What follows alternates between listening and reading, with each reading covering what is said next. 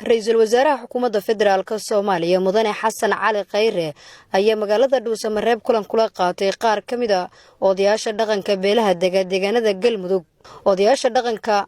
iyo Ra'iisul Wasaare Xasan Cali Khayre ayaa ka wada hadlay doorka odayaasha dhaqanka iyo waxgaradka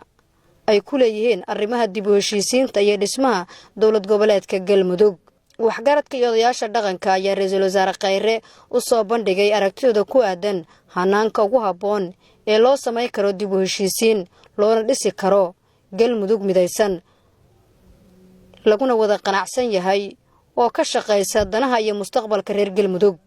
Ra'iisul Wasaaraha Xukuumadda Federaalka Soomaaliya Mudane Xasan Cali Khayre oo tilmaamay in waxgaradku ay saldhig u yihiin dhismaha dawladnimada iyo wadajirka bulshada ayaa odayaasha u sheegay in isaga iyo madaxweynaha jamhuuriyadda Mudane Maxamed Cabdullaahi Farmaajo ay ka go'an tahay in reer Galmudug ay ku caawiyaan doorasho xor iyo xalaal ah oo horseeda dhismaha maamul dhammaystiran oo saldhig adag leh oo ka fakara horumarka deegaanada iyo mustaqbalka bulshada.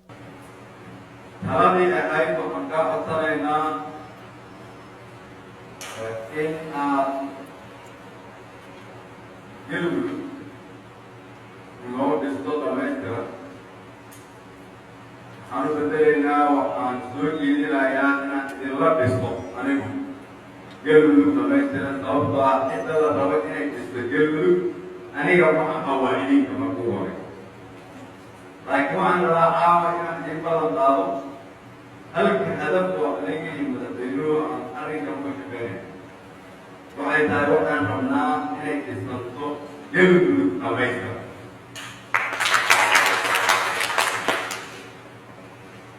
Halkan ka hadlay qaarkood ayaa dhameeyay hadal oo sheegay haddii aan siyaasiyiin nahay waxaan ugu waajiba inaan aqbalno inaan nahay adeegayaasha bulshada Soomaaliyeed inaanan ka shaqeynin dan gaar ah inaan ku gaadino kursiga aqbalino haddii ay kalifayso danta guud inaan aan kursigeena ku weyno waa qasab inaan ka shaqeyno danta guud waa dhab marka siyaasiyiin ishaysta oo reer Galmudug ama shakhsiyaadka waddanka waxay keenaysaa in Galmudug aanay helin xuquuqdeeda. waxaan rabaa marka inaan idiin xaqiijiyo sababta halkan aniga iyo wafdigeyga aan u joogno waxay tahay inaan idinkala shaqeyno inaan hirgelino doorasho xor ah xalaal ah oo ay u leeyihiin dhammaan beelihii soo wada dhistay Galmudug laakiin lagu soo dhammaystiro magaalo madaxdii lagu dhigay dastuurkii isku raaceen beelihii sameeyey reer Galmudug.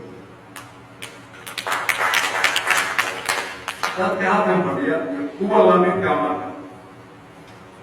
waa milkiilayaashii reer Galmudug oo qoladii loo soo laaban lahaa waa kuwa siyaasiyiinta u saxiixa warqadaha una aqbala inay u hogaamiyaan qaabkii u hogaaminayaan.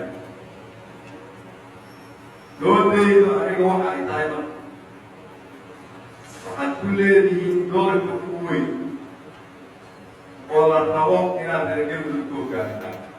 kulankan Ra'iisul Wasaaraha Xukuumadda Federaalka Soomaaliya uu la qaatay odayaasha dhaqanka ayaa qayb ka ah kulamadii